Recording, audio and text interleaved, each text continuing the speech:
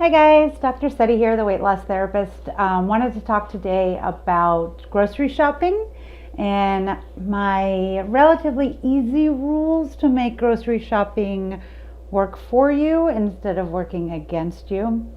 Rule number one, and I know a lot of you know this, but grocery shop after you eat, not before.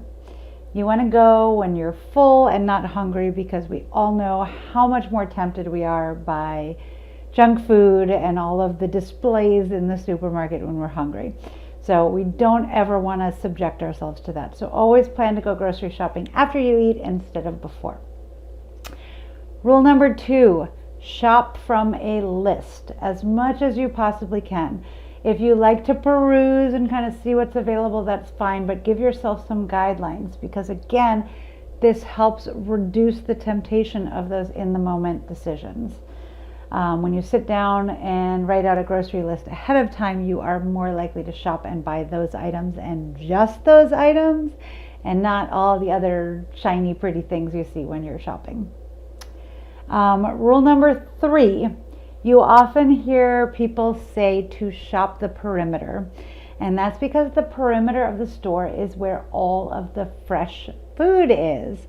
Fruits and vegetables, seafood, fresh grains, meat, eggs, etc. This is all around the perimeter of the store.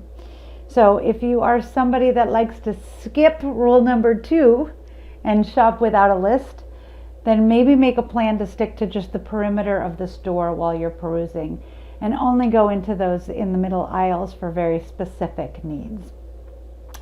Rule number four, read nutrition labels and ingredient panels on anything that's not a whole food.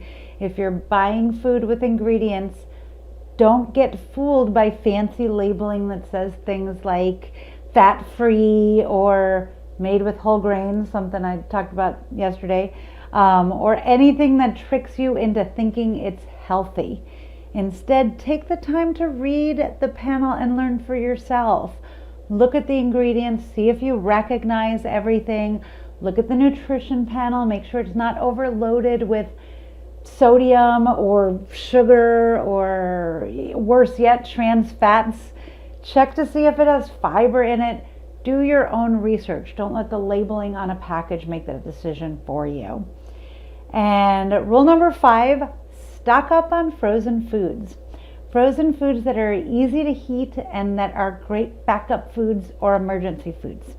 Having these kinds of things stocked is basically a good way to ensure that when you run out of fresh food, you don't end up going to DoorDash.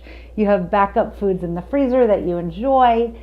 But again, refer to rule number four and read the nutrition panels, staying away from anything that's overloaded with sodium, because that's something we can see very easily in frozen foods.